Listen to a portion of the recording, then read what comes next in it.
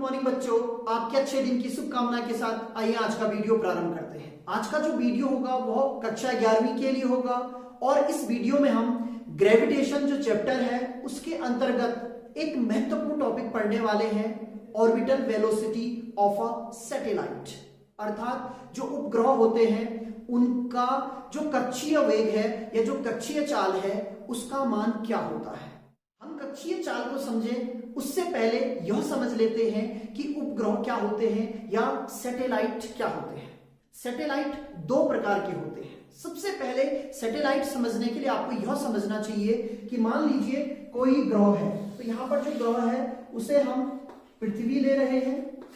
पृथ्वी के चारों तरफ ये पृथ्वी का जो आवरण है, आप इस तरीके से एज्यूम कीजिए कि एक फुटबॉल है और उस फुटबॉल के चारों तरफ कुछ घूम रहा है। तो यहां पर एक वस्तु है और वो इसके चारों तरफ चक्कर लगा रही है, पृथ्वी के चारों तरफ चक्कर लगा रही है, तो इसे हम कहते हैं पृथ्वी का उपग्रह। अब यहां पर एक क्वेश्चन आता है कि पृथ्वी के चारों तरफ चक्कर लगाने वाले जो उपग्रह हैं वह कितने प्रकार के होंगे। तो हम सब जानते हैं कि जो चंद्रमा है, जिसे हम मून कहते हैं, पृथ्वी के चारों तरफ चक्कर लगा रहा है और लगभग 27 डेज में यह एक चक्कर पूरा कर लेता है। तो इसे कहा जाता है पृथ्वी का नेचुरल सैटेलाइट, यानी कि प्राकृतिक उपग्रह कहा जाता है। दूसरे वो सैटेलाइट होते हैं जो मैन मेड होते हैं, यानी कि हम मनुष्यों द्वारा टेक्नोलॉजी को विकसित करके जो सैटेलाइट बनाए गए हैं, जो उपग्रह बनाए गए हैं या जो पिंड बनाए गए हैं, वे यदि पृथ्वी के चारों तरफ कक्षाओं में चक्कर लगाते हैं, विभिन्न प्रकार की कक्षाओं में चक्कर लगाते हैं, तो उन्हें हम कहते हैं आर्टिफिशियल या कृत्रिम उपग्रह। तो कृत्रिम उपग्रह भी पृथ्वी के चारों तरफ चक्कर लगाते हैं। मान लीजिए एक उपग्रह यहाँ है तो इस तरीके से चक्कर लगाएगा, एक उपग्रह यहाँ है तो इस तरीके से चक्कर लगाएगा, एक उपग्रह यहाँ है तो इस तरीके से चक्कर लगाएगा। हो सकता है कोई उपग्रह इस तरीके से चक्कर लगाए। जो कृत्रिम उपग्रह होते हैं इनकी भी दो कैटेगरी होती है। पहली कैटेगरी है जिसे हम कहते हैं जियो स्टेशनरी सैटेलाइट। जियो का अर्थ पृथ्वी से मतलब होता है, स्टेशनरी का अर्थ स्थैतिक यानी कि स्थिर है, विराम अवस्था में है, और सैटेलाइट यानी उपग्रह, एक ऐसा उपग्रह जो हमें पृथ्वी के सापेक्ष स्थिर जैसा दिखता है। तो इसमें क्या विशेषता होती है, आपको यह समझना है कि जो पृथ्वी है वह अपने अक्ष पर जो घूर्णन गति करती है लगभग 24 घंटे में एक चक्कर पूरा करती है। तो हम एक ऐसा सैटेलाइट बनाते हैं जो कि पृथ्वी के चारों तरफ, यानी कि जो विषुवत रेखा होती है, इस तरीके से जो मैंने पथ दिखाया हुआ है, इस पर घूमता है और उसका जो टाइम पीरियड होता है वह 24 घंटे का ही होता है। यानी कि वो जो एक चक्कर लगाता है पृथ्वी के चारों तरफ, उसमें 24 घंटे का समय लगता है। तो आप मान लीजिए यहां पृथ्वी घूम रही है, मेरे दोनों हाथों को आप गौर से देखिए, यहां पर ये पृथ्वी घूम रही है अपने अक्ष के चारों तरफ और यहां वो सैटेलाइट घूम रहा है इस तरीके से। यहां देखिए तो ये क्या होगा, इसका राउंड और इसका जो राउंड होगा वो एक साथ चल रहा है, यानी कि दोनों का टाइम एक साथ चल रहा है। तो घूमने के बावजूद भी ऐसा लगता है कि ये पृथ्वी के किसी स्थान पर एकदम स्थिर अवस्था में है। तो इन्हें हम जियो स्टेशनरी या जियो सिंक्रोनस सैटेलाइट कहते हैं। ये सैटेलाइट पृथ्वी तल से लगभग 36,000 किलोमीटर दूरी पर स्थिर होते हैं। इनके बारे में हम विस्तृत अध्ययन अगले वीडियो में करेंगे। दूसरे सैटेलाइट होते हैं जिन्हें हम पोलर सैटेलाइट कहते हैं। पोलर का अर्थ ध्रुवीय हुआ, तो ध्रुवीय सैटेलाइट का जो टाइम पीरियड होता है वह बहुत कम होता है। रिमोट सेंसिंग के लिए हम इसे प्रयोग करते हैं या किसी एरिया का जो विश्लेषण करना है उसके लिए हम इसे प्रयोग करते हैं। इसके अंतर्गत मान लीजिए किसी क्षेत्र में आग लग जाती है, हमें उस क्षेत्र को ट्रेस करना है, तो इसके लिए पोलर सैटेलाइट प्रयोग किए जाते हैं। मान लीजिए किसी क्षेत्र में बाढ़ आ जाती है बहुत बड़ी, तो उस बाढ़ के क्षेत्र को देखना है, इसके लिए भी पोलर सैटेलाइट यूज किए जाते हैं। मान लीजिए किसी क्षेत्र में सूखा पड़ गया तो उस क्षेत्र को हमें देखना है, तो इसके लिए भी हम कौन से सैटेलाइट प्रयोग करते हैं, ध्रुवीय सैटेलाइट प्रयोग किए जाते हैं। जबकि जियो स्टेशनरी जो सैटेलाइट होते हैं इनके द्वारा हम कम्युनिकेशन करते हैं, इनके द्वारा जो संचरण होता है, जिसमें हमारे रेडियो, टीवी या जो रडार सिस्टम होता है वो ऑपरेट किए जाते हैं। तो आज हमें सैटेलाइट के बारे में नहीं पढ़ना है, हमें यह पढ़ना है कि एक सैटेलाइट कक्षा में किस तरीके से गति करता है और उसकी गति के लिए एक्सप्रेशन क्या होता है, यानी कि जो व्यंजक होता है उसका मान क्या होता है। तो सबसे पहले आपको यह समझाते हैं कि कोई भी सैटेलाइट किस तरीके से किसी कक्षा में स्थापित किया जाता है और उसका जो मूलभूत सिद्धांत है जिसके द्वारा वह अपनी ही कक्षा में बना रहता है, इसके लिए क्या कंडीशंस हो सकती हैं।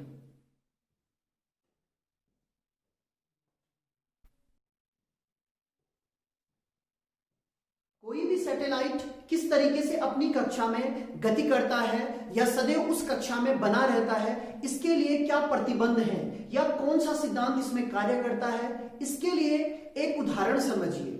आप एक खुले मुंह की बोतल लीजिए, उसे एक धागे से बांध दीजिए, उसमें पानी भरिए और इस तरीके से उसे घुमाने का प्रयास कीजिए। जब आप धीरे से उसे घुमाएंगे तो उसमें जो पानी होगा वह गिर सकता है, लेकिन जैसे ही आप स्पीड तेज करते हैं, एक ऐसी स्पीड होगी जिस पर उसमें भरा हुआ पानी बिल्कुल भी नीचे नहीं गिरेगा, चाहे वो इस तरीके से मतलब इस पोजीशन में भी आ जाएगी। इस पोजीशन के बाद जो वर्टिकल पोजीशन है जहां से कि पानी को नीचे गिर जाना चाहिए था, वहां से भी नहीं गिरेगा। यही जो सिद्धांत है, यह सिद्धांत प्रयोग किया जाता है सैटेलाइट में। क्या सिद्धांत है उसे इस तरीके से समझिए। सबसे पहले जब भी कोई चीज वर्टिकल होती है या पृथ्वी के ऊपर होती है, जो पृथ्वी का गुरुत्वाकर्षण बल है, गुरुत्वीय बल है, वह उसे अपने केंद्र की ओर खींचता है। जब कोई वस्तु एक वृत्तीय पथ पर गति करती है तो उस पर एक अभिकेंद्रीय बल कार्य करता है। यदि इस अभिकेंद्रीय बल का मान गुरुत्वीय बल के बराबर हो जाए तो दोनों बल एक दूसरे को बैलेंस कर लेते हैं, एक साम्यावस्था आ जाती है और वह वस्तु उसी पथ पर बनी रहती है। तो जो सैटेलाइट होते हैं जब उनको लॉन्च किया जाता है तो इसी सिद्धांत का प्रयोग किया जाता है, यानी कि जिस कक्षा में वो हैं उस कक्षा में उनका जो अभिकेंद्रीय बल है और उस कक्षा में रहते हुए उन पर जो गुरुत्वीय बल लग रहा है, उन दोनों का मान बराबर होना चाहिए। यदि यह कंडीशन फुलफिल हो जाती है तो वह सैटेलाइट कभी भी अपनी कक्षा से नीचे नहीं गिरेगा। तो मान लीजिए इस सिचुएशन को इस तरीके से हम समझते हैं, ये हमारी पृथ्वी है, ये अर्थ है, अर्थ के चारों तरफ एक सैटेलाइट हमने यहां से लेकर यहां तक यानी कि h ऊंचाई पर ये एक सैटेलाइट है, इस तरीके से इसे दिखा देते हैं। एक सैटेलाइट है जो कि इस कक्षा में घूम रहा है। अब जो कक्षा है वह पृथ्वी के केंद्र से कितनी दूर है? जो मेरा पिछला वीडियो था उसमें मैंने आपको बताया था कि यहां से लेकर यहां तक जब हम वैल्यू फाइंड करते हैं तो इसमें आपको पृथ्वी की त्रिज्या भी देखनी होती है। तो मान लीजिए केंद्र है, यहां से लेकर यहां तक की जो दूरी है वो r है, यहां से लेकर यहां तक की जो दूरी है वो h है। तो जो कुल दूरी है यहां से लेकर यहां तक की वो r प्लस h हो गई। तो इसका अर्थ ये हुआ कि जो उपग्रह है वह पृथ्वी के केंद्र से r प्लस h दूरी पर है। इस दूरी पर सबसे पहले हमें यह गणना करनी पड़ेगी कि इस उपग्रह पर कितना गुरुत्वीय बल लग रहा है।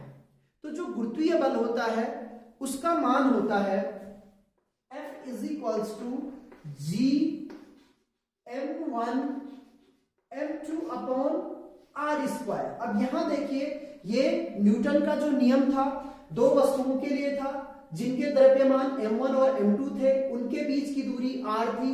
g सार्वत्रिक गुरुत्वाकर्षण नियतांक है। तो यहां पर देखिए इस कंडीशन में क्या हो रहा है, जो गुरुत्वीय बल होगा उसका मान g वही रहेगा। m का अर्थ यहां पर हम पृथ्वी का द्रव्यमान ले रहे हैं, m2 तो जो सैटेलाइट है मान लीजिए इसका द्रव्यमान m है, तो यहां पर हमने m ले लिया और यहां पर जो r है तो r प्लस h का होल स्क्वायर, इक्वेशन नंबर 1। तो जो पहली कंडीशन है वो हमें पता लग चुकी है कि इस अवस्था में यानी कि पृथ्वी के केंद्र से r प्लस h ऊंचाई पर उस वस्तु पर जो सैटेलाइट है उस पर कितना बल लग रहा है, वो बल लग रहा है G M E M upon R plus H. दूसरी कंडीशन मैंने आपको जो बताई वो वृत्तीय कक्षा में घूम रहा है। जब हम लॉन्च करते हैं तो यही चीज कैलकुलेट करते हैं कि जो उसकी वेलोसिटी है, जो उसकी चाल है, वो चाल इतनी हो कि अभिकेंद्रीय बल का मान इस गुरुत्वीय बल के बराबर हो जाए। यानी हमारे पास सिचुएशन ये है कि ये गुरुत्वीय बल है जिसे हम कैलकुलेट कर लेंगे, इसके पश्चात हम उसको इतनी स्पीड से वहां पर रोटेट करवाएंगे या रिवॉल्व करवाएंगे कि हमें अभिकेंद्रीय बल इस बल के बराबर मिले। तो सबसे पहले यह जान लेते हैं कि जो अभिकेंद्रीय बल होता है उसका मान क्या होता है। तो किसी भी वृत्तीय पथ पर m द्रव्यमान की वस्तु जब v वेग से घूमती है तो यहां पर हम जो वेग है वो ले लेते हैं v नॉट, vo ले लेते हैं, यहां पर नॉट नहीं होगा, vo, o मींस ऑर्बिटल, तो vo हमने ले लिया है। तो हमारे पास जो फॉर्मूला होता है fc is equals to mv square, तो v का स्क्वायर और अपॉन क्या हो जाता है r की वैल्यू यहां पर क्या होगी r प्लस h। यहां केंद्र से हम देखें तो जो त्रिज्या है वो r प्लस h है, ये वृत्तीय पथ है। अभी आप पृथ्वी को भूल जाइए, इस वृत्तीय पथ पर ध्यान दीजिए। इस वृत्तीय पथ की जो त्रिज्या है वो r प्लस h है, जो वेग है वो vo है और जो सैटेलाइट है उसका द्रव्यमान m है। तो जो अब केंद्रीय बल का मान होता है mv स्क्वायर अपॉन r होता है, उसका प्रयोग मैंने यहां पर किया हुआ है। अब जो सिद्धांत है मैंने आपको जिस तरीके से समझाया उसमें यह बताया कि जो गुरुत्वीय बल है और जो अभिकेंद्रीय बल है ये एक दूसरे के यदि बराबर हो जाए तो सैटेलाइट उस कक्षा को कभी भी नहीं छोड़ेगा और हमेशा यानी निरंतर रूप से उसी कक्षा में एक फ्री फॉल बॉडी की तरह यानी कि मुक्त अवस्था में घूमती हुई बॉडी की तरह घूमता रहेगा, वहां पे रिवॉल्व करता रहेगा। तो इन दो इक्वेशन को हम एक दूसरे के बराबर रखेंगे। तो यहां पर देखिए वैल्यू क्या होगी, G M E M upon R plus H whole square is equals to M V O square upon R plus H. ये एक कैंसिल हो जाएगा, एक m से एक m कैंसिल हो जाएगा और यहां पर आपको प्राप्त होगा vo square is equals to gme, ये पृथ्वी का द्रव्यमान है, और अपॉन r प्लस h आपको प्राप्त होगा। तो ये वैल्यू आपको प्राप्त हो गई है। अब यहां पर vo की वैल्यू चाहिए तो vo इज इक्वल्स टू यहां पर हो जाएगा under root G M E upon R plus H. तो यदि हम जर्नल वे में देखें तो यही फॉर्मूला है ऑर्बिटल वेलोसिटी का, कक्षीय वेग का फॉर्मूला यही है। सबसे पहले अब मैं आपको यह डिफाइन कराने की कोशिश करता हूं कि जो कक्षीय वेग है वह होता क्या है। हम यह कहते हैं कि किसी कक्षा में घूमते हुए उपग्रह के लिए वह न्यूनतम वेग जिससे कि वह सदैव उसी कक्षा में उसी ऊंचाई पर बना रहे उस उपग्रह का कक्षीय वेग कहलाता है। आपको परिभाषाएं रटनी नहीं है, जितना कुछ मैंने अभी तक आपको समझाया उसके आधार पर यह परिभाषा आपको बनानी है या सीखनी है। इसीलिए मैं जो परिभाषा बताता हूं कभी भी प्रारंभ में नहीं बताता हूं, उससे क्या होता है कि आप रट लेते हैं। आपको पूरी सिचुएशन समझा दी है, इसके पश्चात आपको खुद परिभाषा बनानी है। बहुत इजी है, एक न्यूनतम चाल उस उपग्रह में होनी चाहिए ताकि वह उस कक्षा में बना रहे। और कैसे बनेगा, उसका जो अभिकेंद्रीय बल है और जो उस ऊंचाई पर गुरुत्वीय बल है वो एक दूसरे के बराबर होने चाहिए। तो ये एक्सप्रेशन हमने फाइंड कर लिया है। अब इसमें थोड़ा सा हम और परिवर्तन कर लेते हैं। हमने एक फॉर्मूला देखा था स्मॉल जी के लिए, यानी कि गुरुत्वीय त्वरण के लिए हमने एक फॉर्मूला देखा था G is equals to G M E upon R E square. तो यहां से हम अगर जी एम ई की वैल्यू निकालें तो जी आर ई स्क्वायर मिलता है। यहां पर देखिए जो आर ई है उसको मैं केवल आर लिख रहा हूं, तो यहां पर आप आर ई को हटा दीजिए, केवल ये आर है। तो जी एम ई यानी कि जो एक्सप्रेशन इसमें वैल्यू रखते हैं तो vo इज इक्वल्स टू हो जाएगा अंडर रूट जी एम की जगह पे G R square upon R plus H. ये आपके पास एक्सप्रेशन हमारे लिए प्राप्त हो चुका है। अब हम क्या करेंगे, यहां पर जो h की वैल्यू है, यदि हम मानते हैं कि जो पृथ्वी की त्रिज्या है वो h के रिस्पेक्ट में बहुत बड़ी है, लगभग 6400 किलोमीटर हम इसको मानते हैं, तो यहां पर r की जो वैल्यू है यदि वो h से बहुत ज्यादा है तो हम h को नेग्लेक्ट कर देते हैं, मतलब उसको छोड़ देते हैं। तो तब हमारे पास देखो एक्सप्रेशन क्या हो जाएगा, VO is equals to under root G R upon केवल r होगा, और यहां पर कंडीशन क्या आएगी, एक r से, यहां पर स्क्वायर है सॉरी, एक से r से एक r कैंसिल हो जाएगा, तो हमारे पे वैल्यू प्राप्त होगी VO is equals to under root G R. तो देखिए जब हमने जो h ऊंचाई है उसको पृथ्वी की त्रिज्या के रिस्पेक्ट में नगण्य लिया, तब एक्सप्रेशन है VO is equals to under root G R. तो आप देख सकते हैं किसी सैटेलाइट के लिए जो कक्षीय वेग का या कक्षीय चाल का एक्सप्रेशन है वो हमें यह प्राप्त हुआ है, VO is equals to under root G R. आप जानते हैं जो g का मान है वो 9.8 मीटर पर सेकेंड स्क्वायर है, और जो r की वैल्यू है वो 6.4 into 10 to the power 6 metre order की है। यदि इन दो वैल्यूज को आप रख लेते हैं इस फॉर्मूले में, तो VO is equals to 9.8 into 6.4 into 10 to the power 6। जब आप इसको सॉल्व करते हैं तो लगभग 7.92 किलोमीटर पर सेकेंड ये आपको प्राप्त होती है। तो किसी भी सैटेलाइट के लिए जो कक्षीय वेग का मान है वह 7.92 किलोमीटर पर सेकेंड है। ये वैल्यू हमने कब ली है, जब हमने h को नगण्य माना है। यदि h की वैल्यू का मान भी हो तो तब हम कैलकुलेशन दूसरे तरीके से करेंगे और वहां पर h का मान भी हम रखेंगे, तो उस हिसाब से हमें कक्षीय वेग का पता लग जाएगा। तो कुल मिलाकर यह कह सकते हैं कि अलग अलग हाइट पर सैटेलाइट को यदि हमें लॉन्च करना है तो उनका कक्षीय वेग हम इन फॉर्मूलों की सहायता से ज्ञात कर सकते हैं। यदि h को हमें कंसीडर करना है तो ये फॉर्मूला ध्यान रखना पड़ेगा, यदि h को कंसीडर नहीं करना है तो ये वैल्यू 7.92 हमारे पास प्राप्त होती है।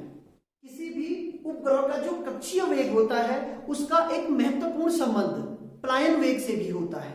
सबसे पहले आपको यह समझना है कि पलायन वेग क्या होता है।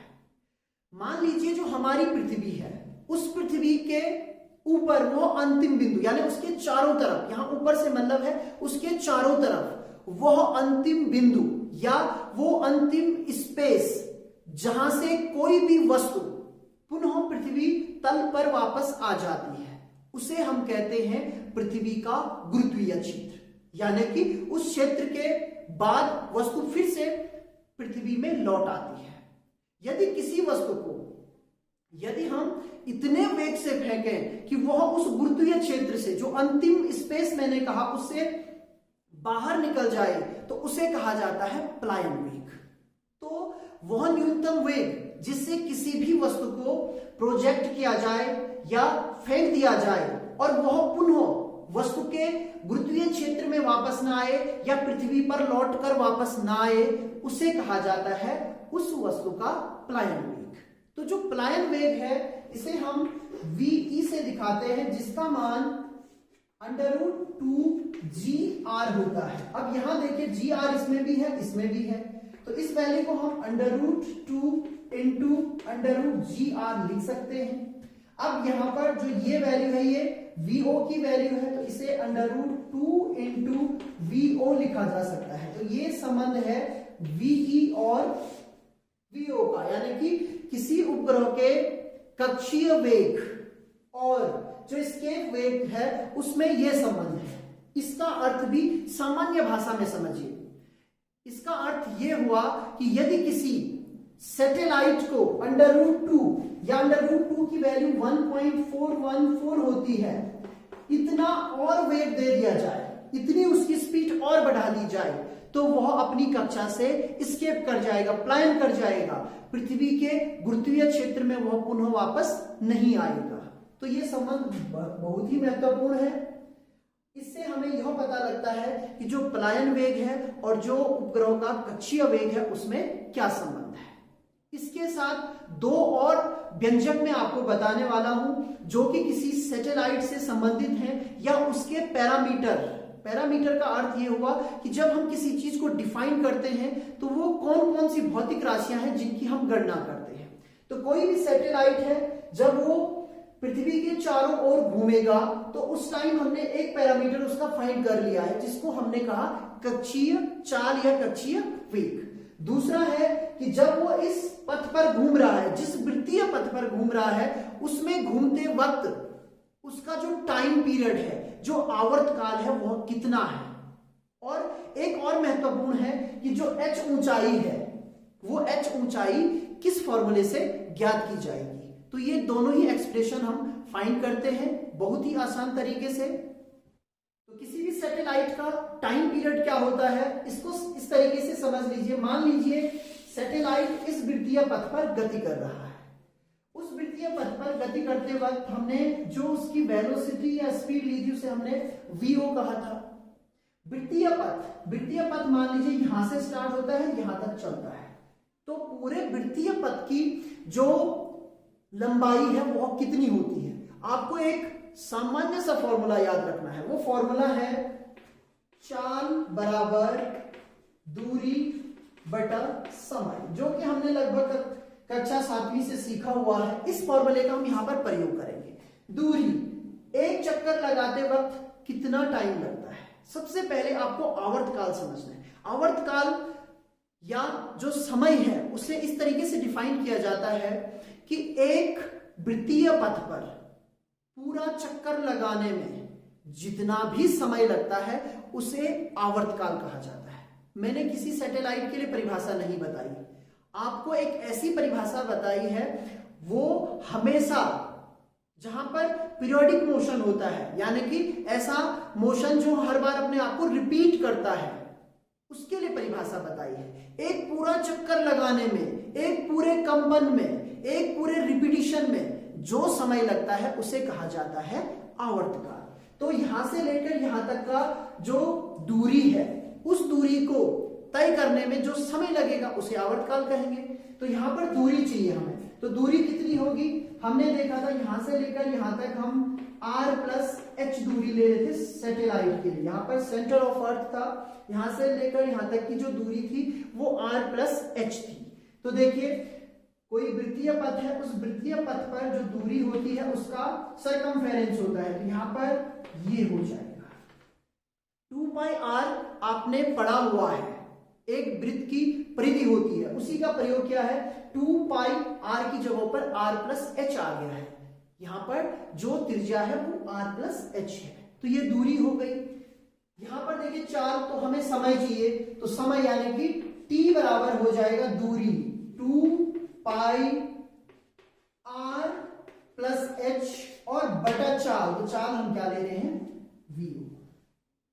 अब यहां पर vo का जो मान है उसे सब्स्टिट्यूट कर दीजिए, तो t = 2πr+h ये वैल्यू थी।